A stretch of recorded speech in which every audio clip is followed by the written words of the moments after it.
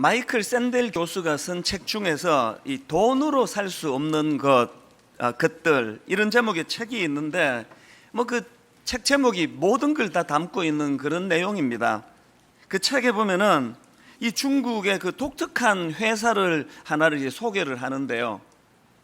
그 회사 이름이 텐진 어팔라지 컴퍼니, 우리말로 하면은 텐진 사과 회사. 벌써 이게 회사 이름부터가 좀 재밌지 않습니까? 그 이름 그대로 그 회사는 어떤 일을 하느냐? 이제 사람이 이제 살다가 사과할 일이 생기는데요. 그런데 이제 뭐 이런저런 껄끄러운 상황 때문에 이제 직접 사과하기가 어려운 상황에 놓이는 일이 생기면 이 회사에다가 의뢰를 하는 거예요. 저 대신 좀 사과 좀 해주세요. 그러면 이제 그 회사에서 보니까 막 아주 그 전문 분야의 여러 그 전문가들 또 언변이 뛰어난 사람, 사회 경험이 많은 사람, 이런 사람들을 직원으로 채용을 해가지고 그 의뢰인 대신에 이제 사과를 해주는 그런 서비스를 하는 데가 바로 이 텐진 어팔러지 컴퍼니라는 거예요. 제가 그 기사를 그 책을 보면서 글쎄 아무리 그 언변이 뛰어난 직원이 가가지고 대신 사과를 한다고 해서 그게 통하겠습니까? 아마 그 회사는 좀 있다가 망하지 않았을까, 그런 생각을 해본 겁니다. 여러분, 아무리 돈으로 못할 일이 없다 이런 세상이지만 마이클 샌델 교수의 그 책 제목 그대로예요. 여러분, 돈으로 살 수 없는 것들 많이 있습니다. 그래서 제가 그 책을 읽다가 불쑥 떠올랐던 게 옛날에 그 인터넷에서 읽었던 그 돈으로 살 수 없는 8가지 그런 글을 읽었던 기억이 나는데요. 자, 한번 들어보십시오. 돈으로 집은 살 수 있지만 가정은 살 수 없습니다. 돈으로 침대는 살 수 있지만 잠은 살 수 없습니다. 돈으로 시계는 살 수 있지만 시간은 살 수 없습니다. 돈으로 책은 살 수 있지만 지식은 살 수 없습니다. 돈으로 지위는 살 수 있지만 존경은 살 수 없습니다. 돈으로 약은 살 수 있지만 건강은 살 수 없습니다. 돈으로 피는 살 수 있지만 생명은 살 수 없습니다. 돈으로 친구는 살 수 있지만 친구의 사랑은 살 수 없습니다. 이게 지금 마이클 샌델 교수가 말하는 그 책 제목, 돈으로 살 수 없는 것들, 바로 그거 아닙니까? 저는 그 8가지 항목을 보면서 이 돈으로 집은 살 수 있고 침대는 살 수 있고 시계는 살 수 있고 책은 살 수 있지만, 그러나 돈으로 이 평안을 상징하는 잠은 살 수가 없고 건강은 살 수가 없고 생명은 얻을 수 없다. 그러면 이 신앙생활이라는 게 뭐냐? 여러분, 신앙생활이라는 것은 돈으로는 절대 살 수 없는 그것을 추구하는 게 이게 신앙생활 아닙니까? 그렇기 때문에 여러분, 지금 우리가 우리 신앙생활을 점검할 때 나는 이 신앙생활을 통해 뭘 추구하느냐, 그 돈으로 살 수 있는 물질적인 것밖에는 추구하는 게 없으면은 여러분의 신앙생활이 그만큼 지금 저질이라는 걸 말하는 거예요. 우리 신앙생활이 절대 돈으로는 살 수 없는 그것을 추구하는 것이 점점 확장이 되고 있다면 내 신앙이 지금 자라고 있는 겁니다. 그래서 저는 이런 식으로 생각을 해보면서 제 신앙도 점검해 보기를 원하는데요. 그러고 보면 이 신앙생활이라는 것은 그 돈으로 살 수 없는 본질적인 것을 추구하는 것이다 보니까 이 마음이 굉장히 중요한 거예요. 우리 마음이 어떤 자세, 이 마음의 동기. 그래서 저는 우리 교회 교역자들에게 종종 하는 이야기 중에 하나가 뭐냐, 하나님이 저와 여러분에게 원하는 그것들을 이렇게 압축하면 딱 하나로 요약될 수 있다. 하나님이 우리에게 요구하시는 게 많지 않습니까? 뭐 이것도 하지 마라, 저것도 하지 마라, 이것도 해라, 저것도 해라, 많은 걸 요구하시는데요. 그걸 다 압축하면 딱 한마디로 압축할 수 있는데, 하나님이 우리에게 요구하시는 엑기스는 딱 하나예요. 너 마음을 다오. 내 마음을 다오. 이거예요.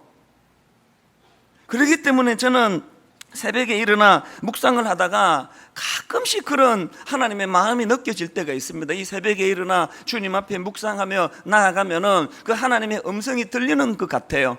이 목사, 네 마음을 다오. 그렇기 때문에 우리가 신앙이 자라간다고 한다면 이 돈으로 살 수 없는 것들을 소중히 여기고, 이 눈으로 보이지 않는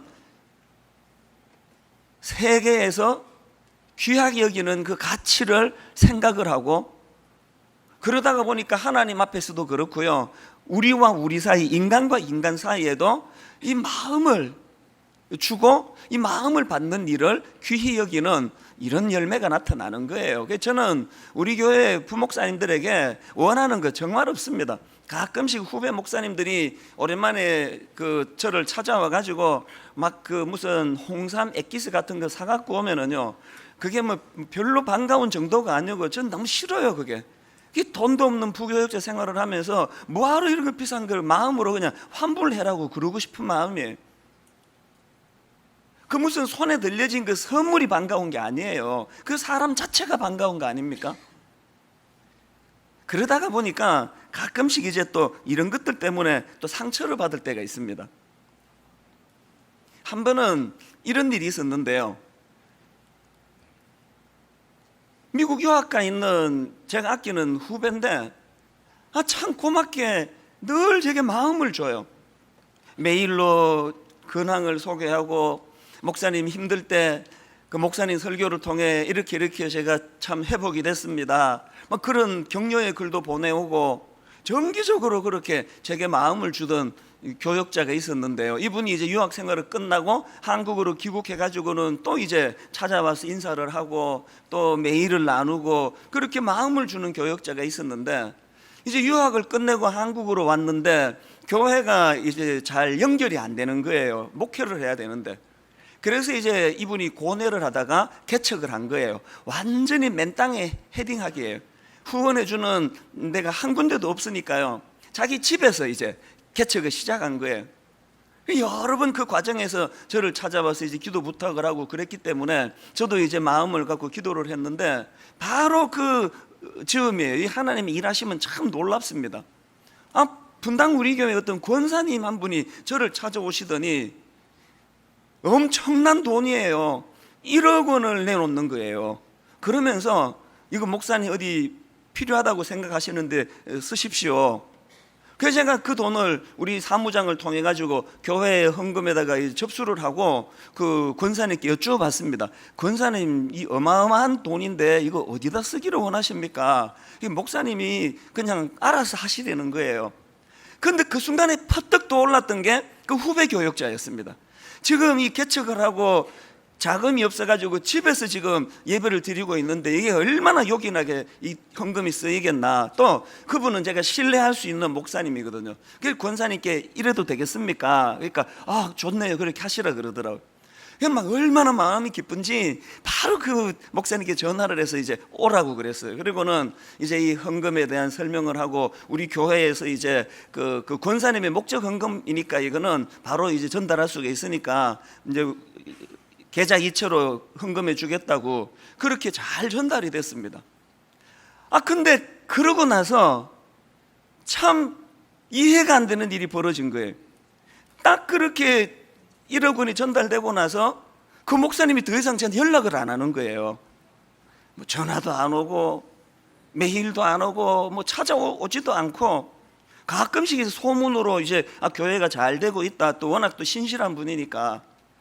그래서 제가 마음으로 날 위해서 그래 주는 거지, 바쁘고 그러니까 자기라도 날 배려해 주느라고 그런 거지라고 억지로 내가 그렇게 이해를 하는데, 머리로는 이해가 되는데 가슴이 이해가 안 되는 거예요. 그래도 그렇지 메일 한 통 보낼 수 있는데 계속 이제 시간이 갈수록 자꾸 내 마음에서 이게 부담이 되는 거예요. 그래서 자꾸 이제 나쁜 공상이 드는 거예요. 그럼 그 사람은 애당초 나라는 인격을 귀히 본 게 아니고, 나 큰 교회 목사니까 내 손에 들려져 있는 떡을 쳐다보고 처음부터 다가온 건가? 이런 그 사실은 아닌데도 불구하고 그런 못된 생각까지 제 마음에 자꾸 들더라고요.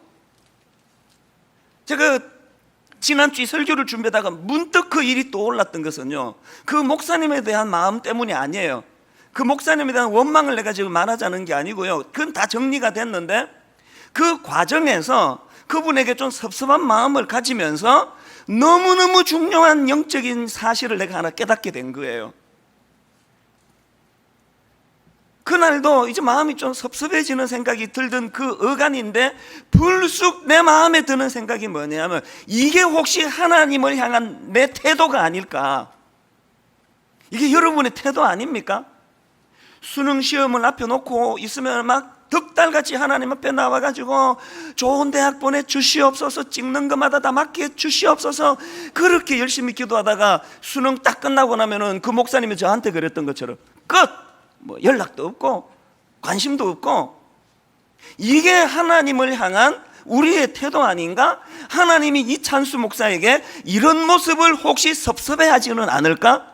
이게 저에게 너무너무 큰 교훈이 된 거예요.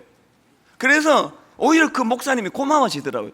목사님이 이 교훈을 내게 주시려고 의도적으로 그런 건 아니겠지만 내가 이 교훈을 얻게 됐구나. 여러분이 주님의 음성이 들려지지 않으세요? 내 마음을 다오. 우리의 신앙은요, 하나님 손에 들려져 있는 떡 잘 보여가지고 저거 내가 얻어 먹어야지. 또 반대로 하나님 손에 들려져 있는 회초리가 무서워가지고 지옥 갈까봐. 그거 아니에요. 모든 신앙생활의 동기는, 그래서 우리가 자꾸 이런 고백을 해드려야 돼요. 저는 하나님 손에 들려져 있는 떡을 보고 있지 않습니다. 하나님 손에 회초리가 무서워서가 아니고 저는 주님이 좋습니다. 내 마음을 다오.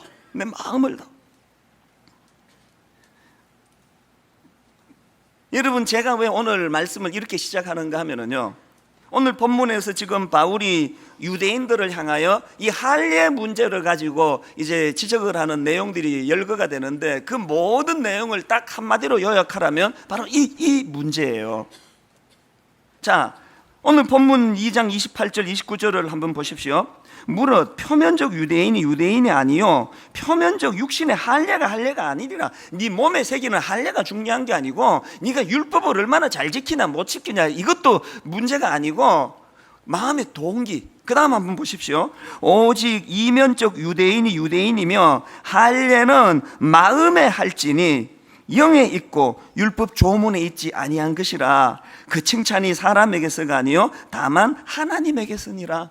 하나님을 의식하고 하나님의 칭찬을 목말라하고 하나님으로부터 늘 그분에 대한 사랑을 고백하고 그분이 주시는 위로를 받고자 하는 모든 그 이면에는 내 마음을 다오. 이 하나님의 마음을 이해하는 신앙생활에서 기인한다는 거. 여러분, 이 부분을 우리말 성경으로 보면 더 선명하게 하나님 마음을 읽을 수가 있습니다. 자, 보십시오. 겉으로 유대 사람이라고 해서 참 유대 사람이 아니고 몸에 받은 할례가 참 할례가 아닙니다. 오히려 속 사람이 유대 사람이라야 참 유대 사람이며 문자화된 율법에 의해서가 아니라 성령으로 마음에 받은 할례가 참 할례입니다. 그 칭찬은 사람에게서가 아니라 하나님에게서 옵니다. 여러분, 여기 나오는 할례는 마음에 할지니 또 문자화된 율법에 의해서가 아니라 성령으로 마음에 받은 할례가 참 할례입니다. 이걸 다 다른 말로 요약하면은 네 마음을 다오. 네 마음으로 행한 할례, 네 마음으로 지키는 율법, 네 마음으로 드려지는 모든 행위, 하나님이 원하시는 건 딱 그거 하나라는 거예요. 여러분, 오늘 전반기 설교를 마무리하면서 지난 한 학기를 전체를 요약해서 이 한마디로 우리에게 던져질 수 있다고 생각하는데요, 여러분은 여러분 앞에 여러분의 마음을 드리고 계십니까?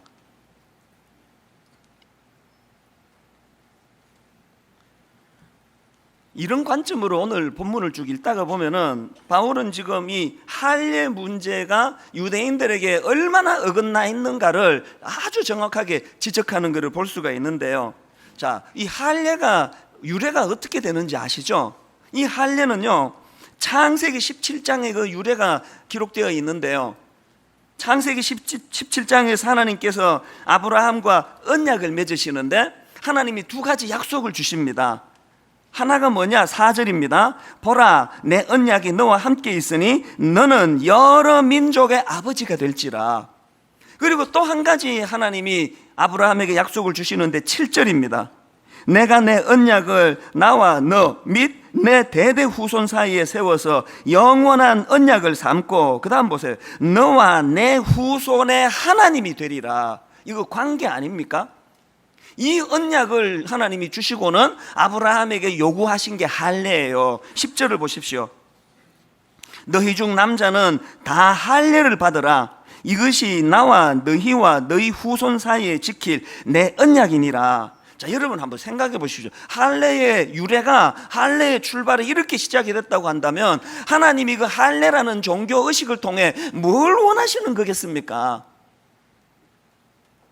이스라엘 백성들이 그 할례 의식을 통해 가지고 하나님과 이 관계 맺음에 대한 감사, 하나님이 우리를 자기 백성 삼아 주신 것에 대한 감격, 이 감사와 감격을 가지고, 맞아, 내가 하나님의 자격 없는데 하나님의 자녀가 됐는데 내가 율법을 지켜야지, 그래야지 그럼. 내가 주님의 거룩을 닮아가야지, 그래야지 그럼. 이스라엘 백성들이 그 할례의 흔적을 자기가 보면서, 맞아, 나는 하나님이 택한 하나님의 자녀지. 본문의 로마서 2장에서 유대인들이 시간이 지나면서 이 정신을 잃어버린 거예요.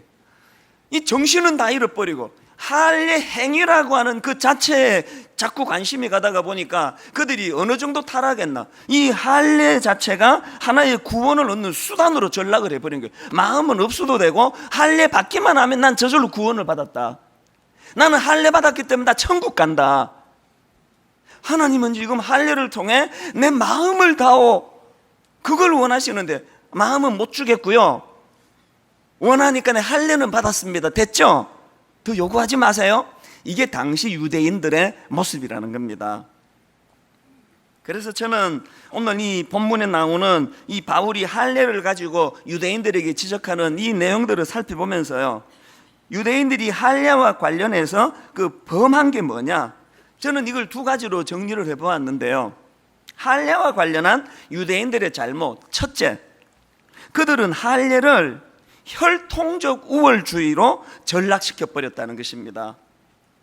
그들은 자기들이 율법을 갖고 있다는 거 지키지도 않으면서, 그들은 자기 민족이 할례를 갖고 있다는 거, 이거를 혈통적 우월주의로 전락을 시킨 거예요. 예수님 당시에 그들이 얼마나 교만했습니까? 한 번은 예수님께서 요한복음 8장 32절에서 이런 말씀을 하십니다. 진리를 알지니 진리가 너희를 자유롭게 하리라. 그랬더니 유대인들이 대뜸하는 응수가 뭐냐, 바로 그 다음 33절을 보십시오. 그들이 대답하되 우리가 아브라함의 자손이라 남의 종이 된 적이 없거늘 어찌하여 우리가 자유롭게 되리라 하느냐. 지금 이 율법과 할례를 혈통적 우월감으로 전락시켜서 얼마나 교만해 있는가를 지금 볼 수 있는, 그들의 내면 세계를 볼 수 있는 말씀 아닙니까? 마태복음 3장에 보면요, 이런 혈통적 우월감에 빠져있는 그들에 대한 세례 요한의 그 무서운 질책이 나오는데요. 자, 우리 같이 한번 읽어보시겠습니다. 마태복음 3장 7절부터 9절까지를 내게 주시는 하나님의 책망일 거니 생각하고 좀 큰 소리로 한번 읽어보시기 원합니다. 같이 읽습니다. 요한이 많은 바리새인들과 사두개인들이 세례 베푸는 대로 오는 것을 보고 이르되 독사의 자식들아, 누가 너희를 가르쳐 임박한 진노를 피하라 하더냐. 그러므로 회개에 합당한 열매를 맺고 속으로 아브라함이 우리 조상이라고 생각하지 말라. 내가 너희에게 이르노니 하나님이 능히 이 돌들로도 하나님의 자손이 되게 하시리라. 끝까지 종교적 그 혈통적 우월감에 빠져가지고 뭐 하고 있느냐, 정신 차리라는 말씀 아닙니까? 오늘 우리 중직자들 가운데요, 저 같은 목회자나 장로나 또 권사나 혹은 모태신앙 5대째 예수 믿고 이런 분들에게서 찾아보기 쉬운 안타까움이 이 우월주의, 우월감 아닙니까? 난 이런 사람인데, 난 목사인데 말이야. 하나님이 참 싫어하시는 게 그거예요. 그래서 바울은 로마서 3장 9절에서 그러면 어떠하냐? 우리는 나으냐? 결코 아니라 유대인이나 헬라인이나 다 죄 아래에 있다고 우리가 이미 선언하였느니라. 여기 지금 예수 믿은 지 지금 한 달도 안 되신 분이나 저같이 55년 동안 교회를 다니고 목사가 된 사람이나 그러면 어떠하냐? 우리는 나으냐? 결코 아니라 유대인이나 헬라인이나 다 죄 아래 있다고 우리가 이미 선언하였느니라. 이 말씀으로 주님 앞에 회개의 자리로 나아가시는 저와 여러분 되시기를 주님 이름으로 축복합니다. 그런가 하면 두 번째로 할례와 관련한 유대인들의 잘못이 뭐냐? 그들은 할례를 종교적 형식주의로 전락을 시켜버렸다는 겁니다. 여러분 로마서 2장 28절 29절을 다시 한번 보십시오. 무릇 표면적 유대인이 유대인이 아니요 표면적 육신의 할례가 아니니라. 오직 이면적 유대인이 유대인이며 할례는 마음에 할지니 영에 있고 율법 조문에 있지 아니한 것이라. 그 칭찬이 사람에게서가 아니요 다만 하나님에게서라. 표면적 유대인이 유대인이 아니래요. 표면적 세례가 아니래요. 제가 물로 베푸는 이 물 세례는 이거 아무것도 아니에요. 물 세례라는 것은 내가 하나님 앞에 하나님의 자녀된 자로서의 자리로 나아가야 되겠다는 결단의 그 마음을 받는 거지, 물로 찍어 바르는 그 행위가 아니에요. 그래서 여러분, 우리가 이 할례는 마음에 할지니, 이 세례는 마음에 할지니, 이 예배는 마음에 할지니, 우리 전 신앙 영역을 이 잣대로 돌아봐야 되는데요, 점검해 볼 게 참 많습니다. 제일 먼저 점검할 게 예배예요. 예배. 매주마다 드려지는 이 예배가 여러분 마음으로 드려지는 예배입니까? 요한복음 4장 24절, 하나님은 영이시니 예배하는 자가 영과 진리로 예배할지니라. 여러분, 온 마음이 드려지는 예배입니까? 저는요, 지난 5월 달에 온 마음으로 드려지는 예배가 어떤 모습인가를 제가 신문을 통해서 봤는데요, 놀랍게도요, 온 마음을 통해 드려지는 예배가 어느 예배당에서 목사님이 설교하는 부흥에서 내가 본 게 아니고요, 놀랍게도 잠실 주 경기장 토요일 저녁 비틀즈의 원년 멤버인 폴 맥카트니 공연에서 하나님이 기뻐하시는 예배가 이런 거구나 내가 발견을 한 거예요. 폴 맥카트니라는 유명한 그 비틀즈 멤버 가수가 70 몇 살 되신 그 어른이 이제 공연을 했는데, 그날 잠실 주 경기장에 4만 5천 명이 모였대요. 다녀오신 분 계시죠? 손 들어보세요. 계시잖아요. 그날 목슈라고 막 맥카트니를 찬양하신 분, 그날 4만 5천 명이 입추의 여지없이 들어차 있는데 폭우가 쏟아지, 폭우.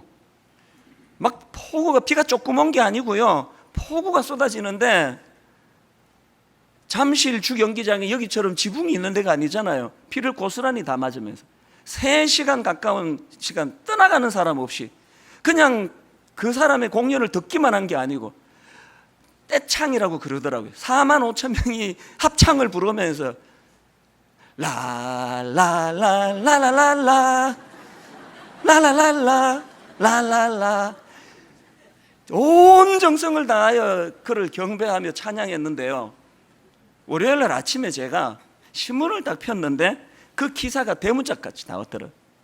하필 그 전날 말씀이 잘 안 풀리고 그래가지고 막 조는 사람 있고 이래가지고 마음이 심란하던 차에 이걸 보니까 더 심란하더라고요. 이 하나님을 예배하는 목사는 설교가 이렇게밖에 안 되고 조는 사람은 이렇게 많은데, 맥카트니는 그 우중에 4만 5천 명이 그를 찬양하고 경배를 하고 얼마나 맥카트니가 흐뭇했는지요. 전 세계 공연을 다니는 이분이 그 잠실 그 공연을 잊을 수가 없다고 그랬대요. 그래서 제가 그 신문 기사를 보면서 하나 결심했습니다. 좋다, 오늘 이 시간부터 맥카트니는 내 라이벌이다.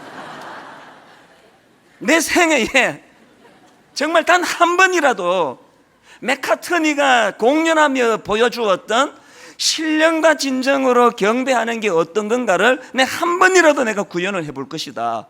그렇게 라이벌로 삼고 5월에 결심했는데 지금까지 구현은 안 되고 있습니다. 5주 설교를 쉬면서 뭐가 문제인지 좀 곰곰이 좀 생각하고 올게요. 여러분은 또 그거 깨닫기 전에는 오지 마세요. 그러지는 말아주시고요. 이게 마음이 참 이상하더라고요. 너무 제가 좀 초라하고, 왜 하나님께 신령과 진정으로 예배가 드려지는 게 이렇게 어렵나. 그래서 내가 당회를 하다가 장로님들께 내가 그 이야기를 했어요. 그래서 이런 일이 있었다 그랬더니 참 착하신 한 장로님이 저를 이렇게 위로해 줬습니다. 목사님, 그 공연은 몇 년에 한 번 있는 건데 목사님은 매주 인도하는데 힘내십시오. 참 힘이 나더라고요. 여러분, 좋아하고 따르는 가수가 무대에서 노래를 해도 마음이 거기에 쏠려지고 마음이 들여질 때는 피가 문제가 되지 않아요. 피가. 우리 지붕 뜯고 한번 예배를 드려볼까요? 그런가 하면 여러분, 우리 헌금 생활에 대해서도 마찬가지예요. 저는 교회를 개척하면서요, 헌금과 관련해서 3가지 결심을 했습니다. 첫째, 헌금 주머니 안 돌린다. 지금 믿음이 약하고 아직 헌금할 그런 신앙이 없는데 그 주머니가 왔다 갔다 하면 그 얼마나 민망하겠습니까, 그분이. 그리고 뭐 11조니 뭐 감사헌금이니 헌금을 내가 주보에 이름 안 낸다. 뭐 하나님께 드렸으면 뭐 사람에게 이거 왜 알려야 되나. 그리고 또 하나, 절대 내가 헌금 강요하지 않는다. 지금까지 13년 동안 이 3가지를 잘 지켜왔다고 저는 생각합니다. 여러분, 제가 이렇게 할 때는요, 제 안에 무슨 자신감이 있는가 하면은요, 헌금은 강요해서 되는 게 아니에요. 이렇게 똑똑하면 여러분들이 내가 좀 강요한다고 하겠습니까? 안 하지, 당연히. 그러나 제가 믿는 게 뭐냐? 은혜 받으면, 하나님의 은혜가 그 마음 안에 폭포수처럼 부어지면은요, 그래서 분당 우리 교회가 지난 13년 헌금 주머니 한번 돌린 적이 없고, 우리가 그 주보에다가 명단 쫙 낸 적 없어도요, 예산 없어가지고 일 못한 적 없습니다. 제가 궁금해서 설교 준비하다가 복지 담당하는 그 이웃 사랑 담당하는 목사님께 내가 확인해 봤습니다. 참 가슴 따뜻한 이야기를 하더라고요. 세상에 지금 긴급 구호 헌금, 또 이삭 죽기 헌금, 이런 명단 하나 밝히지 않는데요, 넘치도록 제 헌금이 들어오고 있다는 거예요. 제가 개척하면서 결심했던 또 하나가 뭐냐 하면은요, 임직 예배를 드릴 때 장로로 세워지고 안수집사로 세워지고 권사로 세워질 때 헌금 내가 요구하지 않는다. 뭐 예를 들면은 뭐 장로 3천만 원, 뭐 권사 1,000만 원, 안수집사 1,000만 원. 이게 저는 이해가 잘 안 되는 거예요. 저희 교회는 지금까지 장로 된다고 권사 된다고 뭐 얼마 이렇게 할당하는 거, 그건 좀 옳지 않다고 생각하거든요. 지난 4월 달에도 우리 교회에서 임직 예배가 드려졌지 않습니까? 제가 이번에 장로 후보, 권사 후보, 안수집사 후보 다 모아가지고 매번 똑같은 말을 하는데 그날 또 되풀이했습니다. 헌금 교회가 정해주지 않는다. 그러나 여러분, 자격 없는 자에게 이 귀한 직분 주신 하나님께 감사해야 된다. 감사 헌금 드려야 된다. 단 하나님께 마음으로 드려라. 여기 지금 경제적으로 어려운 분이 계시는 걸 내가 아는데 10,000원만 하십시오. 1,000원만 하십시오. 액수의 문제가 아니고 마음이 드려지는 걸 하나님 원하십니다. 그리고 저는 지금까지 13년 동안 누가 헌금 얼마 한가를 뒤져본 적이 없습니다. 안심하십시오. 그렇게 광고를 하고 끝났어요. 그리고는 뭐 실제로 저는 뒤져보지 않습니다. 최근에 제가 얼마나 감사했는지, 이 설교를 뒷받침해야 되니까 제가 사무장에게 메일로 문의를 했습니다. 그 임직 헌금이 지금까지 얼마 헌금이 들어왔나? 놀라지 마세요. 6억 6천만 원이 더 되는 헌금이 들어온 거예요. 한 명도 강요해서 어디 이름 나와서 한 게 아니고요, 전적으로 하나님만 바라보고 드린 헌금이에요. 우리 당회가 이 귀한 헌금을 어떻게 써야 되느냐 의논하다가요, 가평의 장애인 공동체 지금 진행되고 있는 거기에다가 이 헌금을 사용하자. 여러분, 이제 내년부터 저 땅을 밟게 될 텐데요, 저게 다 이런 사랑의 정신으로 세워진 그 공동체가 될 거예요. 뭘 우리가 추구하는 겁니까? 네 마음을 다오. 주보에 이름 실지 않아도, 헌금 주머니 들락날락 하지 않아도 네 은혜를 하나님께 표현하는 마음을 다오. 여기 지금 경제적으로 어려운 분 계시면요, 저한테 문의 가끔씩 옵니다. 저는 하나님께서 그 정신을 다 갖고 계시다면 헌금 때문에 그렇게 신경 쓰시지 않는다고 믿습니다. 만약에 우리 교회가 헌금 주머니를 만약에 돌린다고 치고 여러분이 지금 드리고 싶은데 헌금이 없으면 빈 주머니 넣었다 빼면 돼요. 그 금액을 하나님 보십니까? 하나님 여러분 주머니에 조금 못 빼먹어가지고 안달복달하는 치졸한 분으로 여러분이 하나님을 전락시키면 안 됩니다.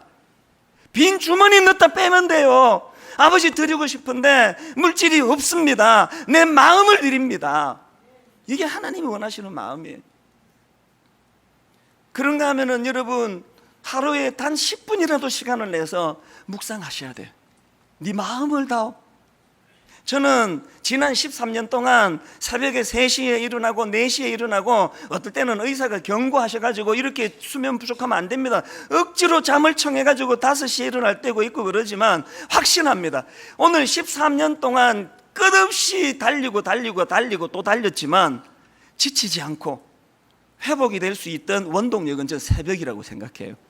새벽에 주님 앞에 네 마음을 다오. 여러분 우리가 왜 신앙생활 가운데 이런 하나님 앞에 마음을 드리는 이 종교적 형식주의가 아니라 이것이 왜 중요하냐? 능력은 거기서부터 나오는 거기 때문이에요. 제가 최근에 어느 책 소개를 하는 글을 읽다가 깊은 생각에 빠진 적이 있는데요.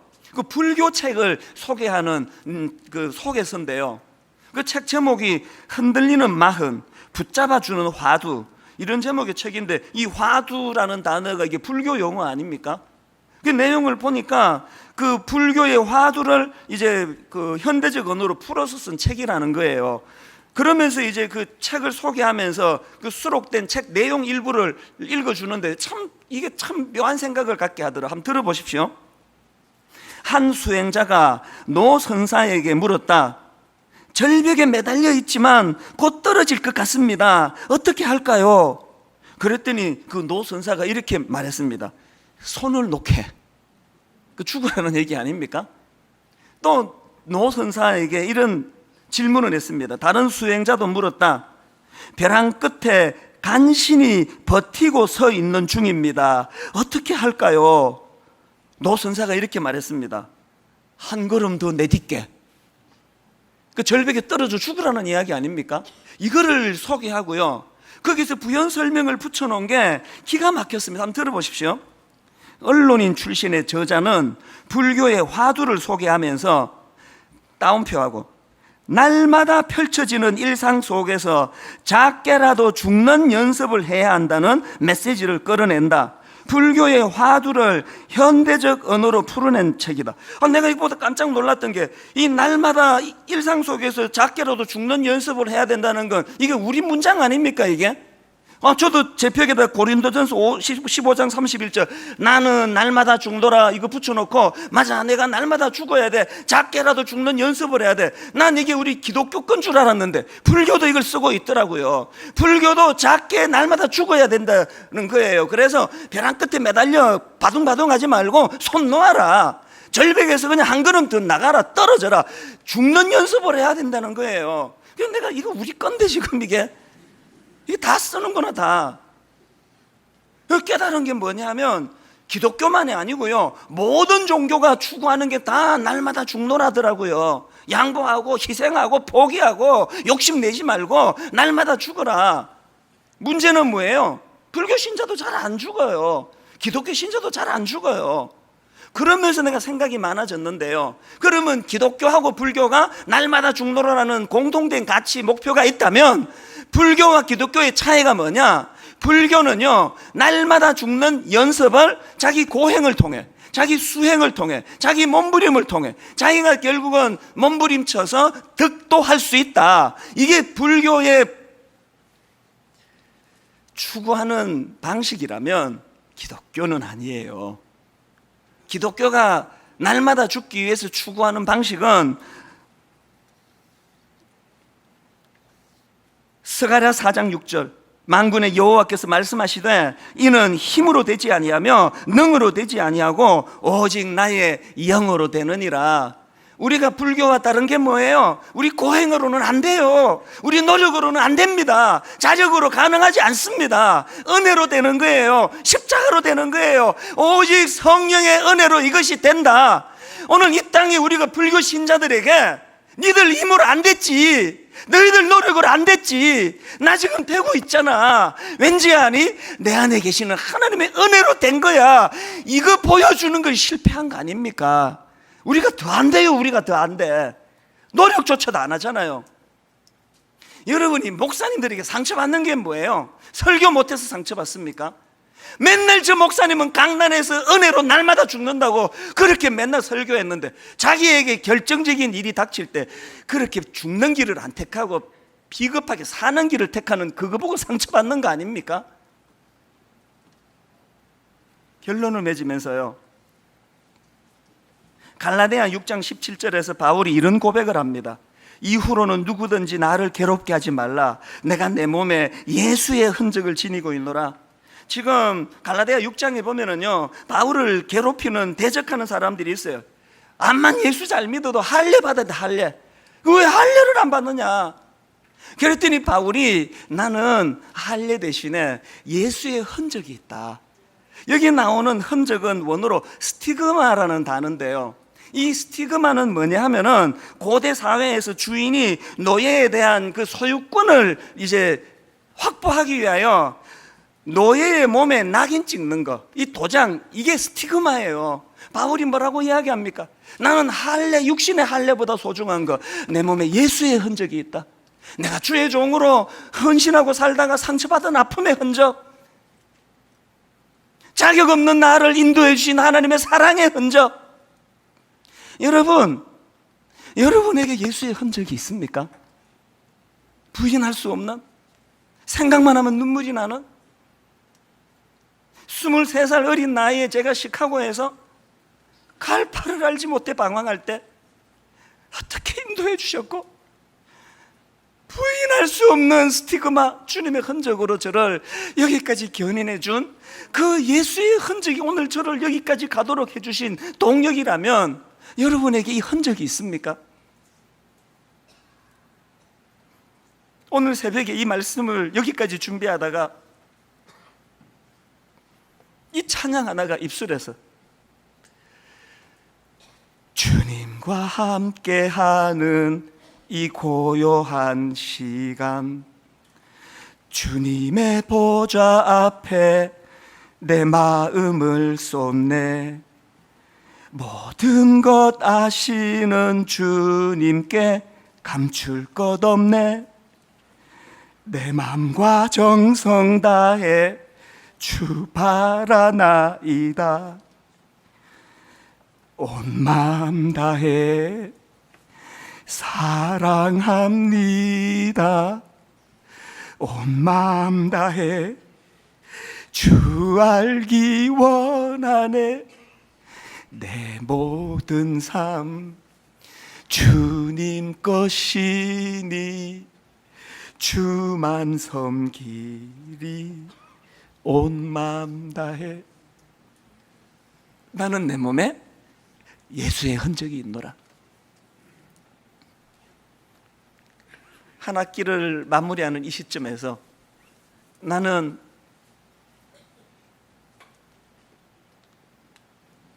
이 주님 향한 이 사랑의 마음이 있는가? 이 사랑의 마음으로 할례를 받고, 이 사랑의 마음으로 율법을 지키고, 이 사랑의 마음으로 예배를 드리고, 이 사랑의 마음으로 헌금을 드리고, 이 사랑의 마음으로 이웃을 섬기고 봉사하고. 여러분, 오늘 이 찬양을 같이 부르시면서 하나님 앞에 우리 자신을 돌아보며, 여러분 이 찬양을 드릴 때 우리 귓가에 주님의 음성이 들려지기 원해요. 네 마음을 다오, 내 마음을 다오. 우리 이렇게 가사를 생각하며 찬양합니다.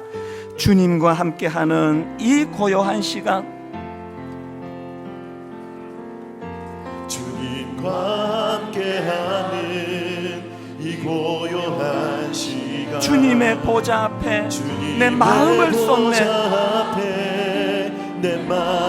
모든 것 아시는 주님께 감출 것 없네. 내 마음과 정성 다해 주 바라나이다. 네 마음을 다오, 온 마음 다해 사랑합니다.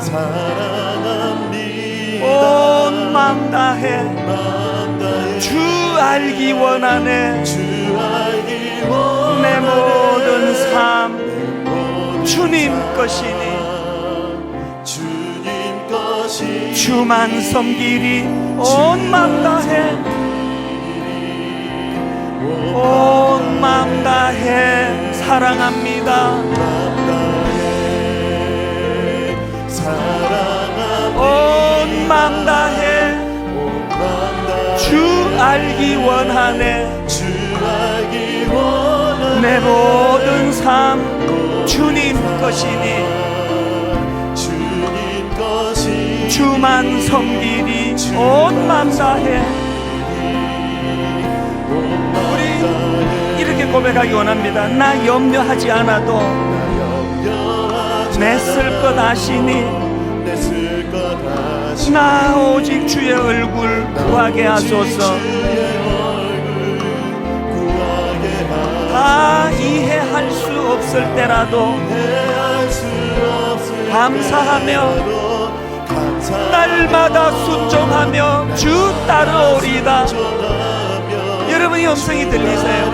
내 마음을 다오, 내 마음을 다오, 온 마음 다해 사랑합니다. 온 마음 다해 주 알기 원하네.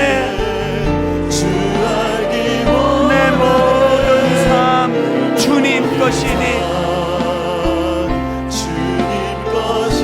주만 섬기니 온 마음 다해.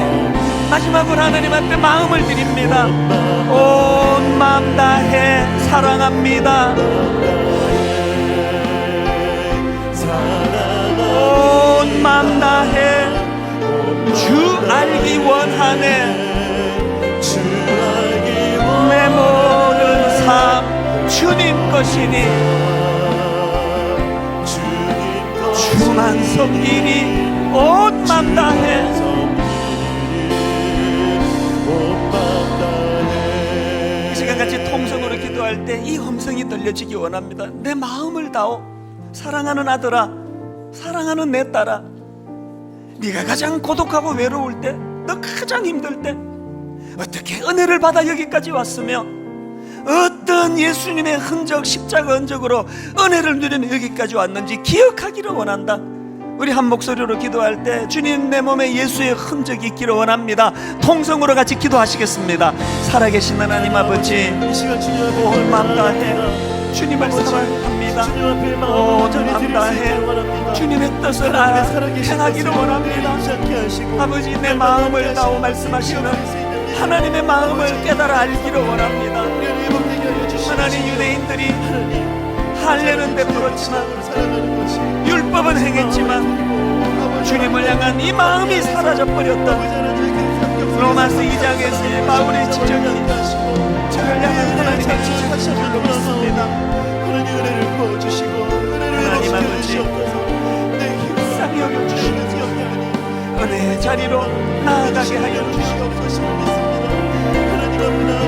하나님 아버지, 내 모든 삶 주님 앞에 드려지기를 원하오니 온 마음 다해 주님을 사랑하소서. 아버지, 믿음을 가지고 이 세상을 살아갈 수 있는 아버지, 저희의 삶 하나님 아버지 은혜의 자리로 힘을 다하게 하시기를 원하오니 함께로 다가오신 하나님의 은혜를 잊어버리지 않게 아버지, 우리 성도님 하나님에게 계신 은혜와 삶의 삶으로 평정하는 소고의 전승하는 내 감격을 누리면서 주님을 살게 되기를 원합니다. 은혜의 빛을 나오는 아버지, 그 은혜를 감사하고 살아갈 수 있는 은혜 주시고 이 은혜가 우리가 마음 가운데 남아 주시옵소서. 하나님 아버지, 손살같이 지나가는 세월 앞에 결국 우리 신앙생활에 남는 것 하나, 주님 사랑하는 마음인 줄로 믿습니다. 주님 사랑하지 않고 움직이지 않게 해주시고, 주님 사랑하지 않고 예배 드리지 않도록 도와주시고, 주님 사랑하는 마음으로 예배 드리고, 주님 사랑하는 마음으로 헌금하고, 주님 사랑하는 마음으로 이웃을 섬기고, 내 마음을 다오 말씀하시는 주님 앞에 눈물로 반응하는 저희들 되게 하여 주시옵소서. 오늘 이 모양 저 모양 어려움 중에 있지만 그 가운데 주님을 의지하며 내 몸에 예수의 흔적을 지녔노라 고백했던 바울처럼 주님과 더불어 동행하는 복되고 아름다운 성도님들의 삶이 되게 하여 주시옵소서. 인도해 주시는 주님 감사드리옵고 예수님 이름으로 기도드립니다. 아멘. 우리 다 자리에서 일어나셔서 우리들의 찬양 231번입니다. 하나님 앞에 결단하면서 우리 큰 소리로 선포하며 이렇게 찬양합니다. 세상 흔들리고 세상을 사람들은 변하여 변하여도 나는 주를 섬기리. 나는 주를 섬기리. 주님의 사랑은 영원히 변하지 않네. 주님의 사랑을 여러분 이렇게 고백하시기 원합니다. 나는 주를 신뢰해. 나는 주를 신뢰해. 다시 한번 선언합니다. 세상 흔들리고 세상은 사람들은 변하여도 사람들은 변하여도 나는 주를 섬기리. 나는 주를 섬기리. 주님의 사랑은 영원히 변하지 않네. 주님의 사랑은 영원히 여러분 우리가 드릴 수 있는 한마디, 나는 주를 신뢰해. 주를 신뢰해. 오직 믿음으로 오직 믿음으로 내가 살리라. 믿음으로 내가 살리라. 오직 믿음으로 오직 믿음으로 내가 살리라. 믿음으로 내가 살리라. 믿음 흔들리고 믿음은 사람들 줄을 떠나도 사람들 주를 떠나 나는 주를 섬기리. 나는 주를 섬기리. 주님의 나라는 영원히 쇠하지 않네. 나라는 영원히 이 고백 주님께 드립니다. 나는 주를 신뢰해. 주를 신뢰해. 아멘. 오직 믿음으로 오직 믿음으로 내가 살리라. 믿음으로 내가 살리라. 오직 믿음으로 오직 믿음으로 내가 살리라. 믿음으로 내가 살리라. 여호와께서 이르시되 이스라엘아 내가 돌아오려거든 내게로 돌아오라. 내가 만일 나의 목전에서 가증한 것을 버리고 내가 흔들리지 아니하며 유다인과 예루살렘 주민들아 너희는 스스로 할 일을 행하여 너희 마음 가죽을 베고 나 여호와께 속하라. 하나님, 이 하나님의 마음을 알고 주님 앞으로 마음을 드리는 아름다운 저희들의 신앙생활 되게 하여 주시옵소서.